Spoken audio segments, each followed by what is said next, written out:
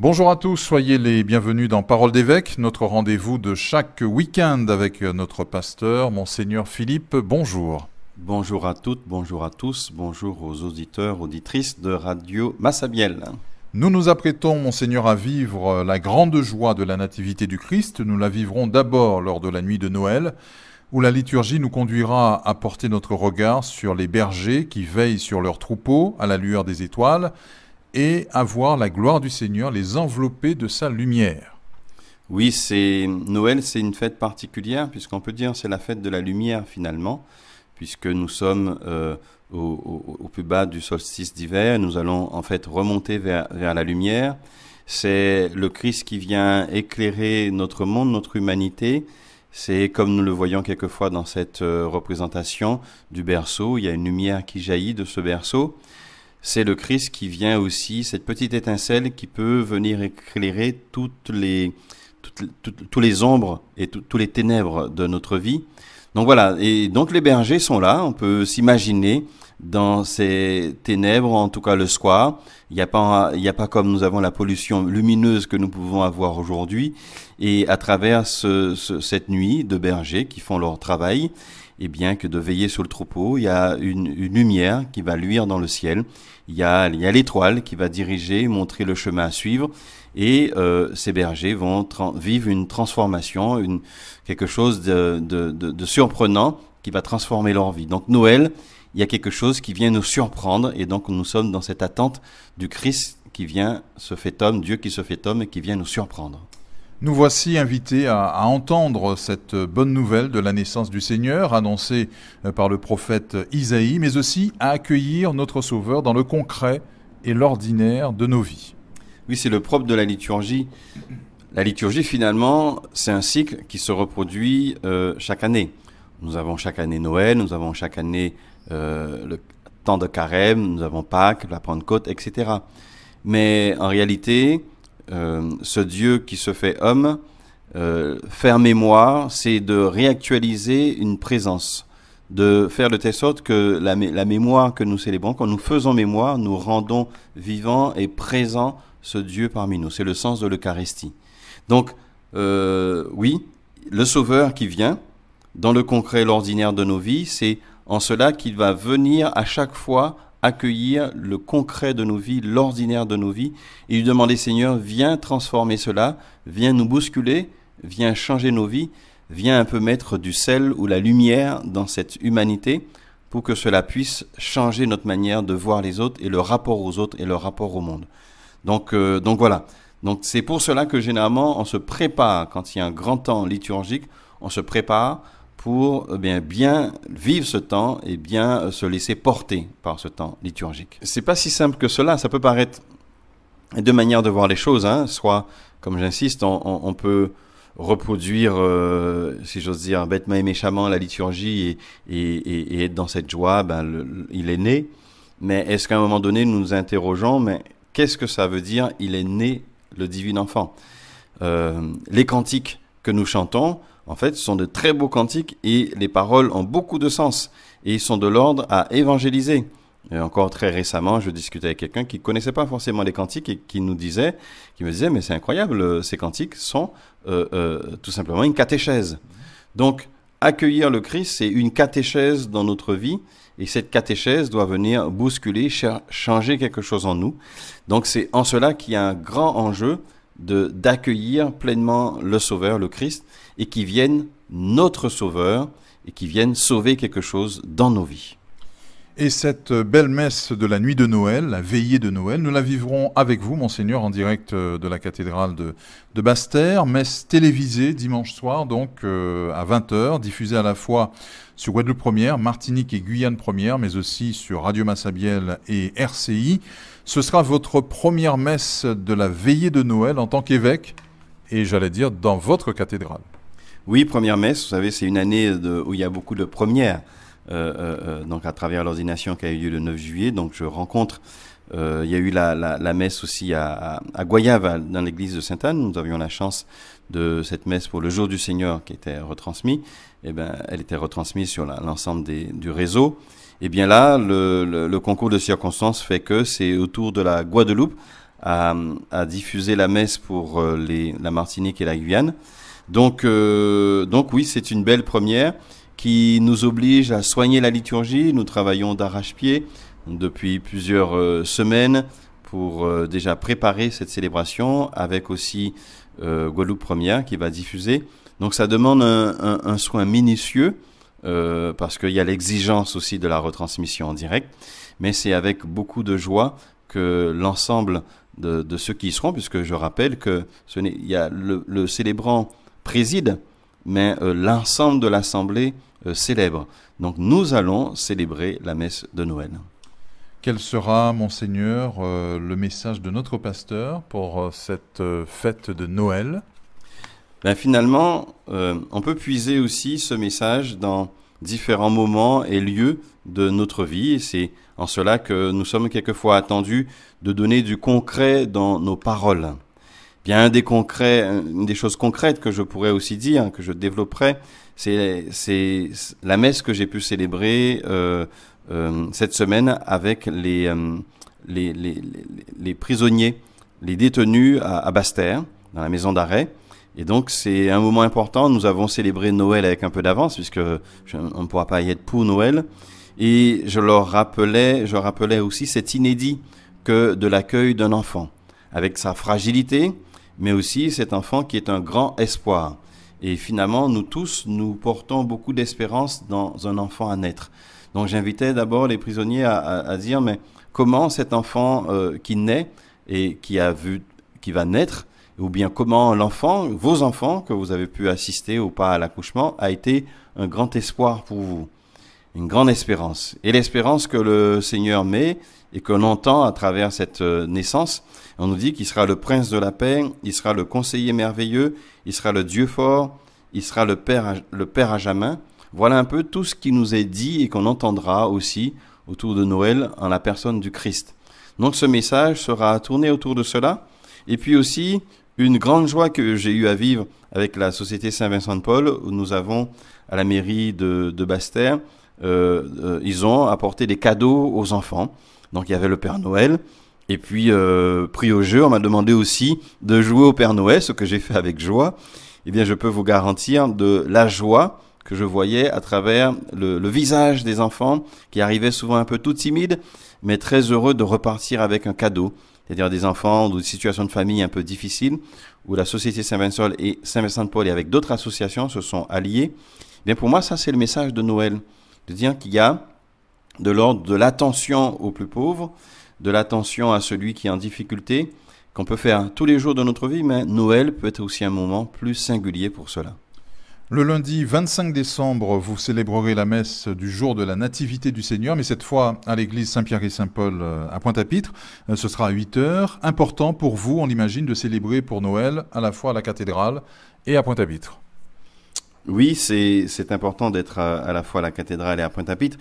Bon, voilà, ce sont les deux poumons, les deux lieux aussi, à la fois la cathédrale, c'est le lieu de la cathédrale, la cathèdre, donc le lieu historique, mais le lieu de point de départ, comme j'aime dire aussi, du pasteur qu'est l'évêque.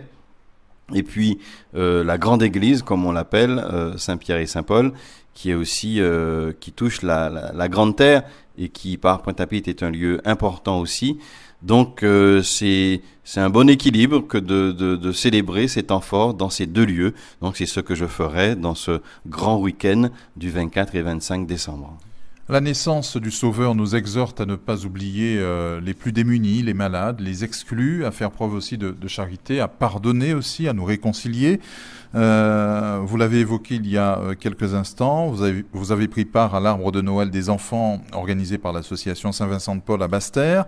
Ce samedi, vous irez à la rencontre des détenus au centre pénitentiaire de Bémao, cette fois, comme vous l'avez fait donc à la maison d'arrêt de Basse-Terre.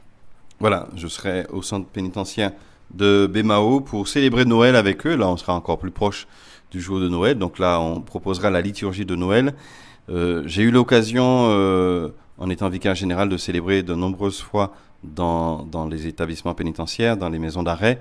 C'est un moment particulier parce que les personnes, évidemment, sont détenues, ne peuvent pas sortir, mais il y a un brin de vérité, il y a des choses qui se jouent aussi souvent un peu dans la discussion après la messe avec les détenus. ils sont souvent très heureux du travail que fait l'aumônerie aussi. Et donc c'est même un appel que je peux lancer à certains s'ils se découvrent cette vocation, cette tentation de venir aussi dans ce milieu fermé, de visiter et de proposer aussi l'évangile avec l'aumônerie. Vous êtes les bienvenus, et des hommes comme des femmes qui accompagnent l'aumônerie. Et donc c'est souvent un lieu alors ça peut paraître paradoxal, que j'aime beaucoup, puisqu'il y a un contact un peu fort et direct. On est dans un petit comité, et donc quelquefois dans un petit comité, il y a beaucoup de choses qui se vivent aussi là. Donc ça sera avec grande joie que je serai au centre pénitentiaire de Bémao, samedi. C'est le lieu de la rédemption, de la miséricorde? Oui, c'est le lieu de la rédemption, de la miséricorde par excellence. Miséricorde, le sens du mot en hébreu, c'est les entrailles. Donc c'est là aussi que on peut pas rester insensible à certaines choses. Alors voilà, en prison, certes, c'est des gens qui ont fait des choses pas bien, qui purgent leur peine. Donc la justice passe par là, mais aussi la miséricorde s'exerce aussi à travers cela, à travers ce chemin où ils doivent purger leur peine, ou bien en attente de cela. Et donc, oui, miséricorde, parce que aussi, on doit reconnaître qu'on a aussi nos limites et nos défauts, qui ne nous conduisent pas en prison, certes, mais qui peut admettre que pour certaines choses, certains plans, nous ne sommes pas forcément meilleurs que d'autres. Et donc, c'est ce que j'ai un peu partagé aussi avec eux, d'ailleurs, à Bastia, en disant, on doit aussi admettre, nous, que nous avons nos propres chemins de rédemption et de salut et à faire à travers le Christ. Donc, le faire avec vous, le faire avec eux, prisonniers, c'est montrer aussi que sur le plan de Dieu, nous sommes tous au même piédestal, au même pied d'égalité avec le Seigneur. Durant la semaine écoulée, il y a eu aussi ce temps fort, imprévu, la bénédiction par vos soins, à la demande de la direction générale de cet établissement bancaire, la bénédiction donc du nouveau siège social de la Brède à Jarry. C'était très singulier. Oui, singulier, puisque d'une part la demande est arrivée très tardivement, et puis je pense qu'elle n'est pas, on n'a pas souvent cette demande. C'est aussi ce que j'appelle une périphérie. C'est ce qui pourrait surprendre certains, mais la périphérie, c'est aussi ceux qui, comme je disais, pour différentes raisons, ne mettent plus le Christ au centre de leur vie ou ne le connaissent pas. Ici, c'est pas le cas. Ils ont fait une demande très explicite et on a vérifié la demande. C'était vraiment une demande de personnes pour qui c'était important de poser cet acte. Mais nous savons que le monde de la finance, le monde de l'intérêt économique qui prime, quelquefois peut mettre l'humain de côté. Alors, donc j'ai insisté. Donc c'est pourquoi j'étais aussi présent. C'est aussi l'occasion de dire aussi, de délivrer un message. Donc j'ai rappelé l'importance de l'accueil des autres, de l'accueil de ceux qui viendront frapper aux portes de la Brède, de la banque, et de dire que vous avez ce devoir aussi d'accueillir l'autre, le très riche ou le moins riche de la même manière, pour rendre ce service et de dire comment le jeu de l'écoute de l'autre et de l'accueil de l'autre est important. Ne soyons pas dupes. Oui, la banque, et c'est normal, c'est une entreprise dont doit faire de l'argent, donc peut-être pour eux cette bénédiction était une espérance de bonne affaire, mais pour moi cette bénédiction est une espérance de bon accueil et que le Christ est présent dans toutes les périphéries de notre monde. Ce fut l'occasion également de belles rencontres avec le monde économique et d'envisager aussi, pourquoi pas, qu'une chapelle de l'Église catholique en Guadeloupe puisse accueillir les fidèles au cœur de l'activité à Jarry. On sait que c'est une demande de plus en plus forte. Oui, s'il y a un lieu, il est clair, s'il y a un lieu où nous devrions être aussi présents, comme on trouve à La Défense, à Paris, ou dans le diocèse, mon ancien diocèse Saint-Denis, où nous avions créé en fait une maison d'église qui n'est pas une église en soi, mais qui est un lieu qui accueillait les travailleurs pour venir prier, pour venir se reposer, se recueillir, ou encore des propositions de manifestations ou de petits groupes d'échange, de partage.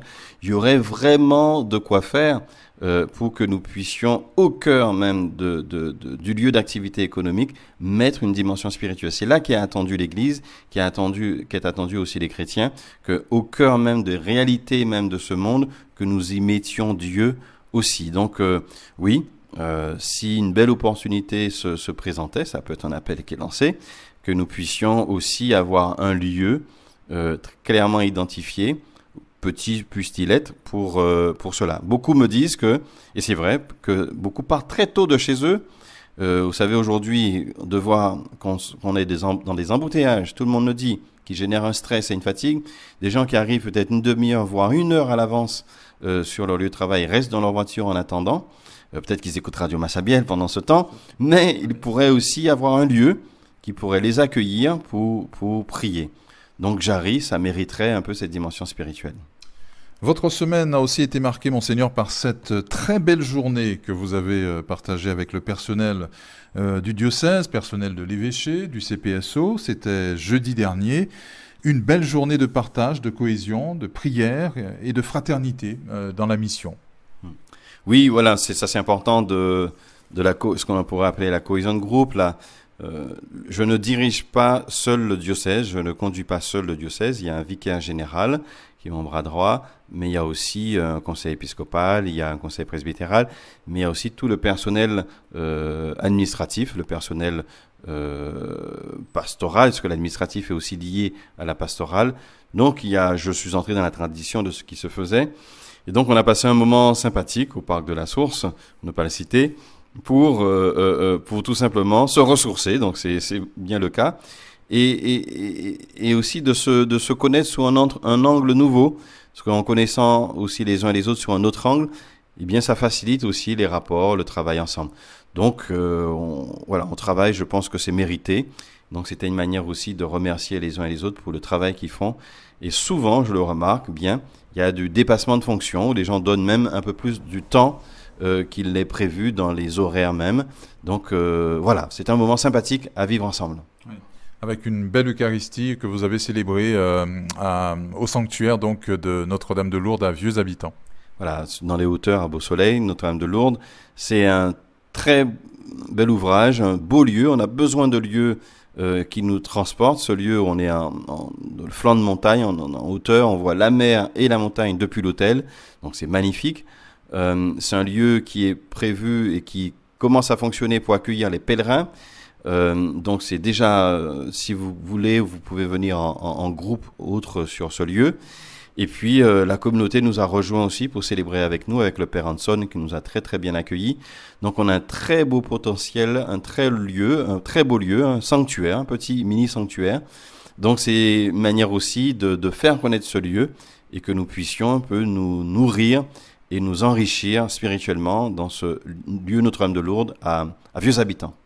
Très bien. Comment notre pasteur passera-t-il Noël ? En famille, j'imagine, avec votre mère. Voilà, Noël, la grande famille, il y a d'abord la grande famille d'église, donc où je serai le 24 à la cathédrale.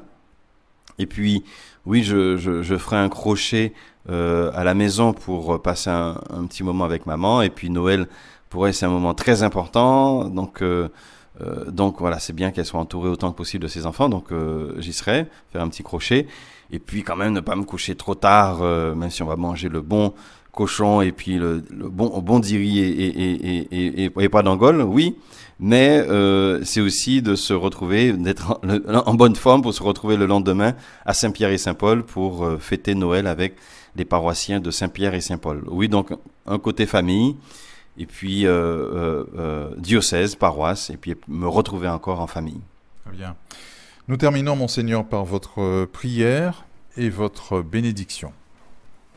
Je prendrai cette exaltation que nous donne Noël. Nous serons déjà dans la nuit de Noël, que nous pourrons entendre avec ce psaume 93 qui nous invite à chanter au Seigneur un chant nouveau et d'être dans cette joie. Donc la dynamique du 3e dimanche qui nous a mis dans la joie, cette joie va éclater avec le dimanche de Noël, le dimanche du 24 et 25 et la nuit et le lendemain du 25 décembre. Au nom du Père et du Fils et du Saint-Esprit, Amen. Chantez au Seigneur un chant nouveau, chantez au Seigneur terre entière, chantez au Seigneur et bénissez son nom. De jour en jour, proclamez son salut, racontez à tous les peuples sa gloire, à toutes les nations ses merveilles. Joie au ciel, exulte la terre, les masses de la mer mugissent, la campagne tout entière est en fête. les arbres des forêts dansent de joie devant la face du Seigneur, car il vient pour juger la terre. Il jugera le monde avec justice et les peuples selon sa vérité. Eh bien, que le Seigneur nous bénisse et un joyeux Noël à toutes et à tous, le Père, le Fils et le Saint-Esprit. Amen.